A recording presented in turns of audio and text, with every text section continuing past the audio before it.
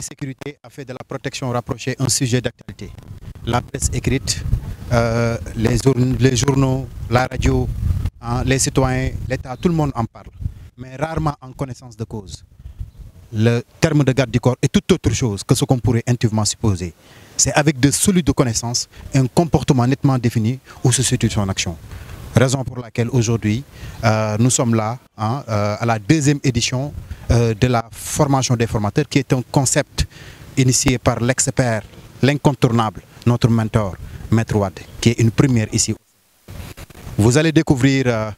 un reportage tout simplement époustouflant. Inch'Allah, vous verrez des témoignages par rapport à cette formation des formateurs, qui est une première, comme je viens de le dire. Et tout à l'heure, Inch'Allah, sur Khibar 221. Au passage, nous saluons le directeur de la télé, hein, maître, le grand DG, le doyen Tambidou, hein, qui est le président de la commission sociale. Hein, M. Cheikh Mbaké, nous le saluons aussi, qui est le responsable, et mon caméraman Youssou. Tout à l'heure, vous verrez un reportage vraiment d'une dimension tout simplement exceptionnelle. À plus, merci.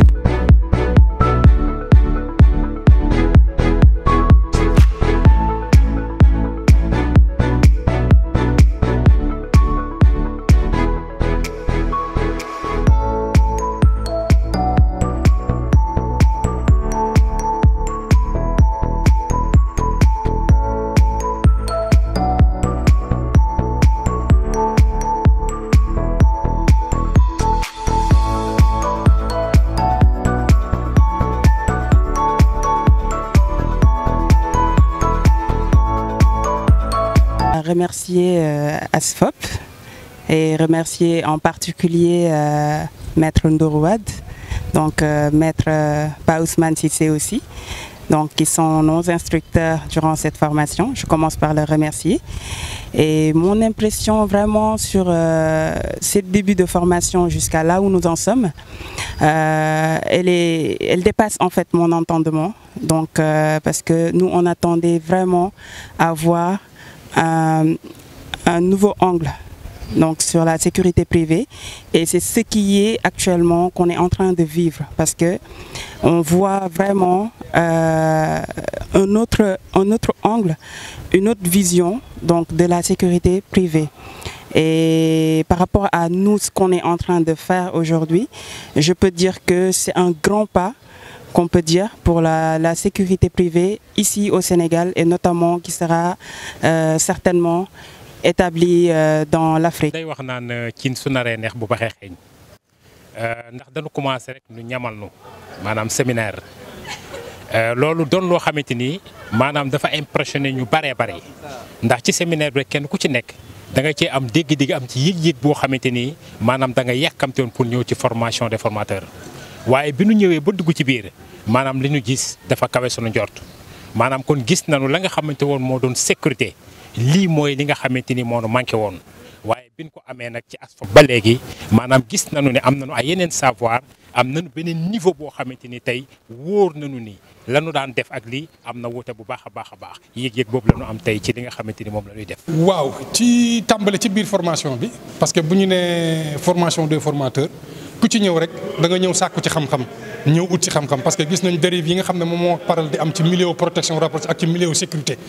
moo tax ñu ne lii il faut ñu ñoŋal ko pour ñii nga xam ne ñoom ñooy ñëw muy récipiendaires yi bu ñu ñëwee buñ ci génnee mën a am beneen vision protection rapprochée beneen vision sécurité.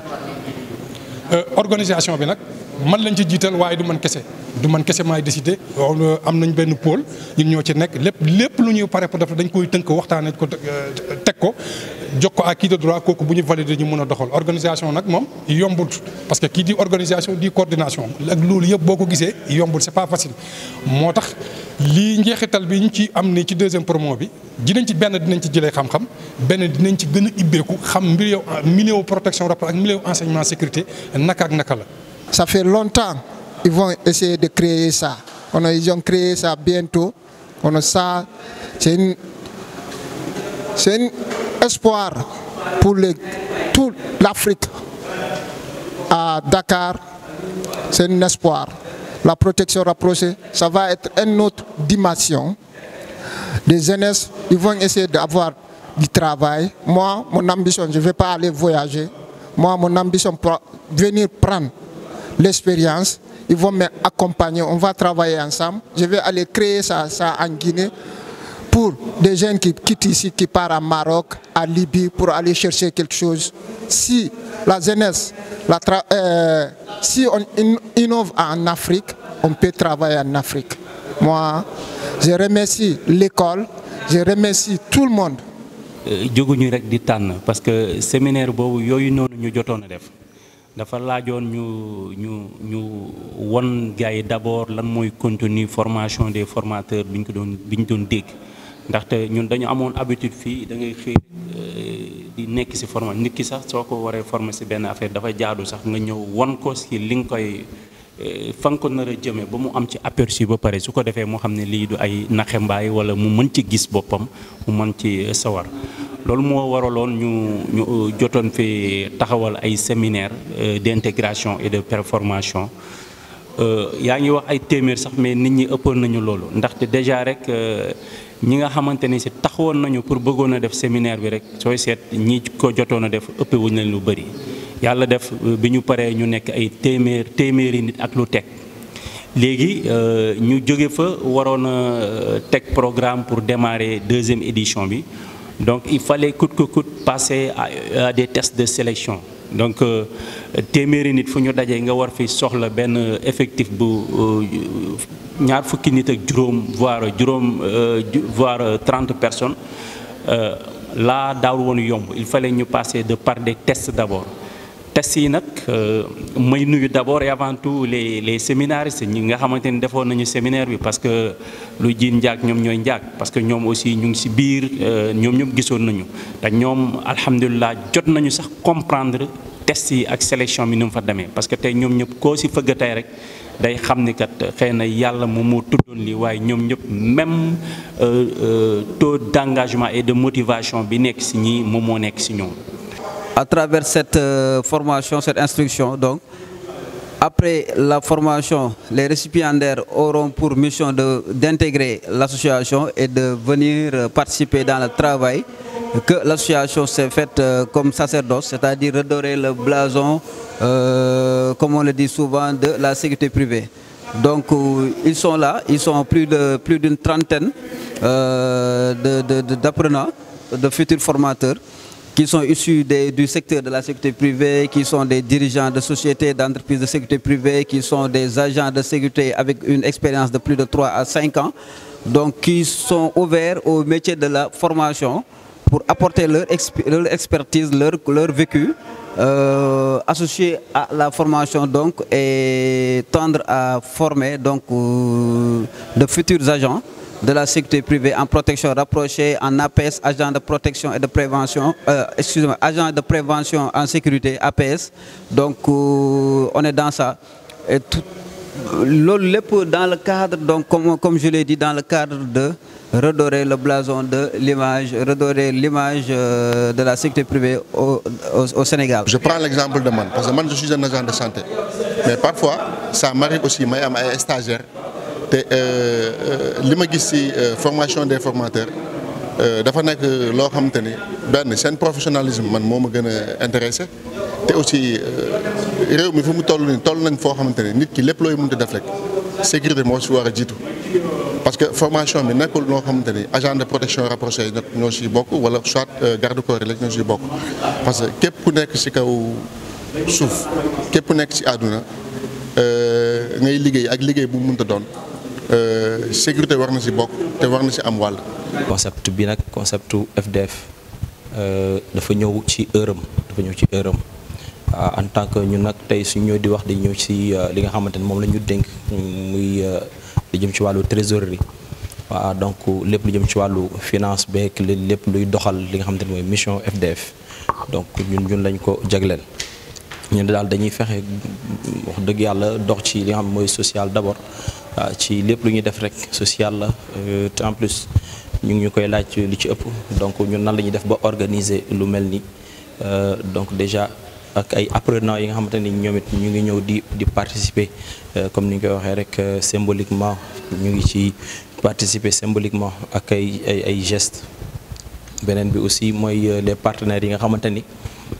yor nañ ko donc ñuy jàppale donc CMG Trading Cerise ak yu mel noonu daal donc foofu le fonds yi di jóge. Formation qu'on est en train de tenir aujourd'hui, elle ouvre une grande porte parce que déjà les connaissances qu'on est en train d'acquérir ici, je peux dire que ce sont des connaissances qu'on cherchera peut-être vraiment et difficilement on les trouvera ici dans notre pays. Donc c'est une formation de qualité et une formation de haut niveau parce que après pour sortir avec des expériences quand même qui soient assez développées, donc où on sera vraiment des personnes après dans le futur multidimensionnelles comme notre grand maître Maître Ndour Wade. Du coup, il fallait d'abord passer par des tests d'abord. Mu tombé woon ci contexte boo xamante ni ci vraiment xatoon na parce que imaginez-vous weeru koor nit ñi ñu ngi daw nga war a nekk ci guddi gi war a def ay tests dañ doon toog ba ay heure de crime di da ngay ndogu rek toog nekk jublu ci test bi parce que il fallait que nga entendre ku nekk xam moom mooy kan mesurer ses capacités fan la toll lan la am comme bagage loolu lépp détails yooyu yëpp dañ ko doon gëstu ci nit ki donc moo taxoon mu jëlaloon ñu pratiquement ay 2 voire 3 semaines ci biir koor gi mu metti woon trop waaye alhamdulilah bi ñu demee tamit ñu dem génn ak benn nombre boo xamante ni ci pratiquement dafa xawoon concurrence dafa metti woon parce que moyenne bi ñi amoon moyenne dafa bëri woon donc il fallait encore revoir xam nga beneen mode d'évaluation tegaat beneen façon test ci biir test bi afin que nga mën a tànn boo xamante dafay mucc ayub. njeexintal bi nag ñun buñ ci jógee war nañu def benn sortie pédago-technique sortie boobu nag dañ leen fiy jëlee hors de Dakar dem ci île yi wala feneen fu mu mën a nekk tàggat leen ci milieu protection tàggat leen ci milieu sécurité buñ fa jógee nag dellusiwaat fii nag ñu mën a tàmbaliwaat liggéey bi continuer waat liggéey bi bu ñu paree ci biir liggéey boobu dinañ defaat ay évaluation doo ñëw rek ñu jox la noonu sox de defal déedéet dinañ la defalaat beneen évaluation ci biir liggéey bi ñu la doon jàngal boo ci paree nag laa boo apte nag ci la ñuy jóg nag dem ci cappandal gi moo naan remise de diplôme formation instructeur formation des formateurs loolu it mu nekk dina nekk événement bu yaatu événement bu bëri autorités yi bëree bëri dinañ ci ñëw. fa doonoon loo xamante ni bëgguñu woon indi benn soppite d'ailleurs nekkul woon sax suñuy bagage depuis des décennies daal dañ fi nekkoon rek am ñu ŋànk sécurité bi ŋànk ko ci benn point rek ne ñoom la. da ngay dem ba da ngay sa papa day nekk agent de sécurité sax. wala sa papa nekk un garde di gérer def sécurité sax nga xëy suba rek ne yow tu te permets ne yow agent nga quoi. sécurité war na ci bokk te war na ci am wàll surtout nag sécurité boo xamante ne sécurité privée la ak bu waa ASFOP parce que nekk na liggéey boo xamante ne dafa professionnel parce que léegi day tax sa nit ku nekk aussi tu as envie de devenir ou bien d'être un formateur ou bien un agent de protection rapproché. tooguñu nag di xaar doon comme ni ñu koy waxee rek soxla nañu aussi ku ñu jàppale sur ce lancer nga xam ni le milieu de la sécurité instant bi nii soxla na ku leen teg loxo vu dérive yi am ak yu ni mel te dara waralu ko lu dul manque de formation ñëw na nag à son heure on a besoin nag aussi ku ñu jàppale jóge ci état bi carrément su ko defee daal lépp lu ñu bëgg a doxal incha allah dinañ ko doxal daal ba mu gën a yemb loolu daal yaakaar naa moo nekkoon parce que organiser lu toll nii donc mu nekk une formation boo xamante ni day durer ay mois donc c'est pas facile financièrement donc dañ ciy góorgóorlu ak ci liñ jot a am waa ak as néew ñu jàpp ci daal waaw donc apprenants yi la ak li nga xamante ni mooy partenaires yi ñuy am.